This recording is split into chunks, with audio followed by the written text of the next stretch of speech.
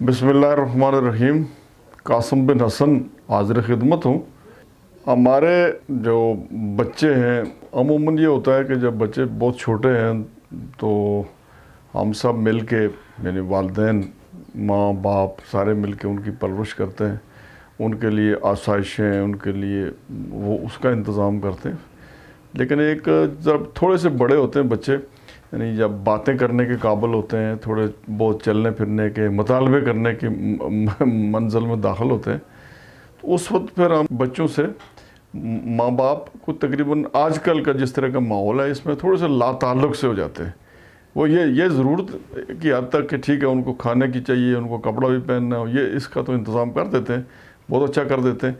लेकिन जो बच्चों को जिस तरह की तवज्जो चाहिए या जिस तरह का उनकी तरफ, तो इसका हल हमने आजकल ये निकाला हुआ है कि वालिदैन जो बच्चा रोना शुरू हुआ तो उसके हाथ में मोबाइल दे देते हैं, जी तुम खेलो, या थोड़ा और सियाना है तो उसे कार्टून लगा के दे दिया, तो बस बच्चा मसरूफ़ रहता है और फिर हम अपने कामों में या अपनी मसरूफियत में या अपने उसमें लगाते हैं। तो ये जो रवैया है, तो इस रवैये के नतीजे में जो मैंने एक ये आज हमारा मौजू यही है कि हम आपसे इस पे कहें कि आप अपने बच्चों को यानी सहूलतें या इस तरह की सारी चीज़ें तो आप दे रहे हैं, लेकिन आप कोई ऐसा काम कर रहे हैं कि जिसके नतीजे में ये बच्चे जो हैं वो आपके बजाय ये किसी और के बच्चे हो रहे हैं। मुराद ये है कि ये थर्ड पेरेंट, आजकल बल्कि ये इस्तिलाह आ गई है कि यानी हमारे माँ बाप के अलावा एक तीसरा पेरेंट जो आ गया वो मोबाइल है या जदीद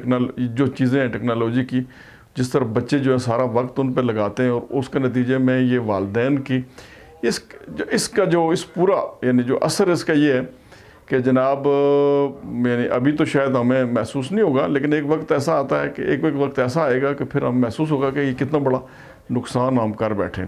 एक पहलू ये है इस मेरी गुफ्तगू का। दूसरा पहलू ये है कि हम जो बच्चों के काम हैं या बच्चों के जो हमारे मामलात हैं उसको तकरीबन यानी हम वो करते तो हैं, लेकिन साथ जो है वो ये एक तरह का बोझ, एक तरह की परेशानी कि जी मुझे नींद पूरी नहीं आ रही, मैं मसरूफ़ रहा, मैं ये रहा वो रहा।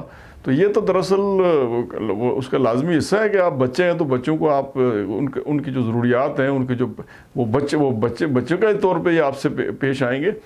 तो ये काम तो इससे पहले आप हमारे वालिदैन हमारे लिए कर चुके हैं, तो हमें फिर आगे, तो इसलिए बुज़ुर्ग कहते हैं कि जनाब अपने माँ बाप की कदर भी उसी वक्त आती है जब आपके अपने बच्चे होते हैं। तो बहरहाल मैं बात ये कर रहा था कि बच्चों को वक्त दें। मैं कहीं मैंने ये चंद साल पहले यानी फ्रांस में छोटे बच्चों ने मिल के एक एहतजाज किया, और उस एहतजाज में उन्होंने कहा जी कि हमारे वालिदैन हमें वक्त नहीं देते।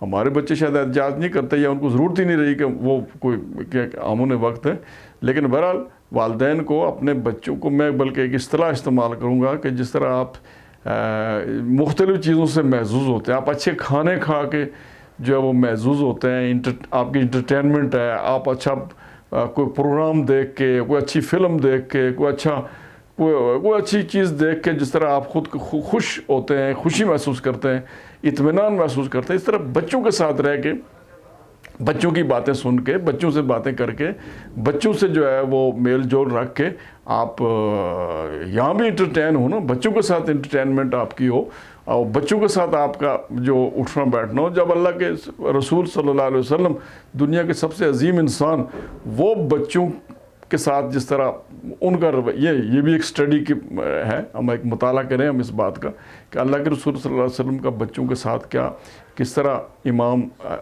हसन, हज़रत हुसैन रज़ी अल्लाह अन्हु जब छोटे से बच्चे हैं तो इनको अपनी कमर पे बिठाया हुआ है, अपने कंधे पे बिठाया हुआ है, बल्कि जो ऊपर बिठाया हुआ, और पूछने वाले ने, किसी देखने वाले ने कहा कि वाह क्या सवारी हाथ आई है कि नबी करीम सल्लल्लाहु अलैहि वसल्लम के कंधे पे सवार हैं।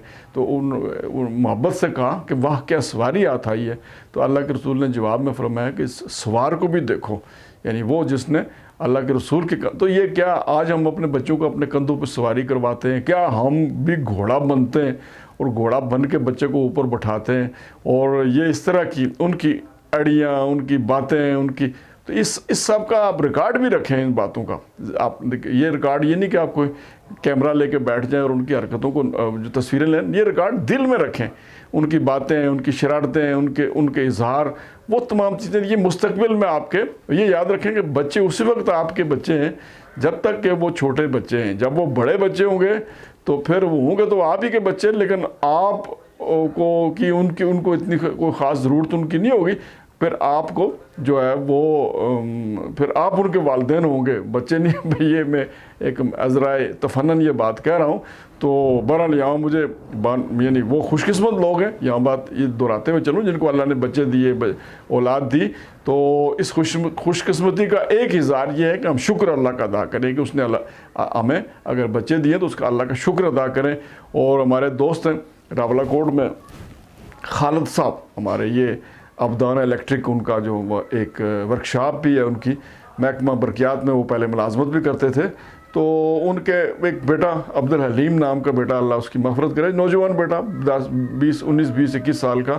تو رات کو اچانک ہمارے PWD کے محکمے کو کہیں جوش آیا تو کھڑک کی جو سڑک ہے اس پہ مختلف جگہوں پہ جو ہے بڑے بڑے جمپ بنا دیے. پہلے بالکل نہیں تھے, ایک ہی دن میں کوئی درجن بھر جمپ بنا دیے. بچہ کہیں رات کو آیا ورکشاپ میں کام کر کے, تو بچے ظاہر سپیڈ میں موٹر سائیکل لے کے گیا اور موٹر سائیکل ہوا میں گیا اور کلٹی ہو کے بچے کی ڈیتھ ہو گئی موقع پہ.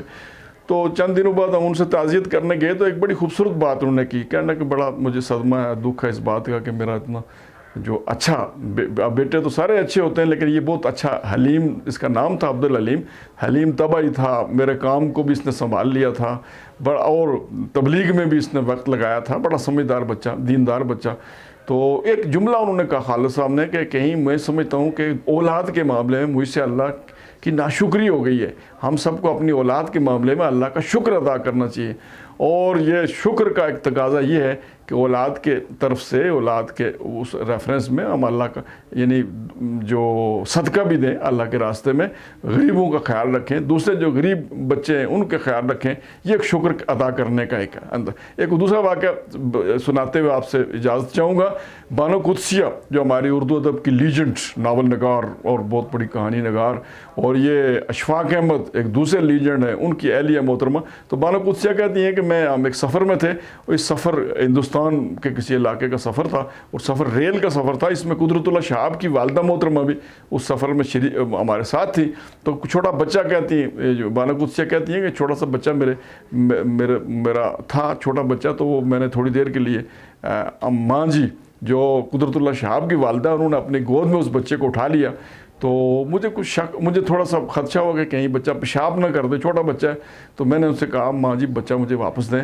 تو انہوں نے کہا نہیں ٹھیک ہے, میری گود میں اطمینان سے ہے. تو میں نے کہا کہ یہ کہیں پیشاب نہ کر دے. جواباً قدرت اللہ شہاب کی والدہ نے جو جملہ کہا کہ بیٹی وہ عورت بہت بدقسمت ہے کہ جس کی گود میں بچے نے پیشاب نہ کیا ہو. تو یہ بہرحال جملہ اپنی جگہ معنی رکھتا ہے, اپنی جگہ مفہوم رکھتا ہے.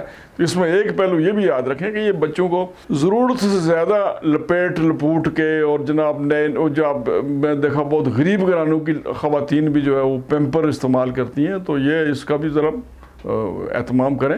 بچوں کا پیشاب جو ہے وہ اگر کہیں پڑتا ہے تو یہ اتنا برا نہیں ہے کہ جس طرح آپ جس کا خیال رکھتے ہیں. تو یہ کوئی ٹوٹی پھوٹی باتیں تھیں آج کے اس پروگرام میں. ہم آپ سے اجازت چاہتے ہیں. بہت شکریہ. پاکستان زندہ باد.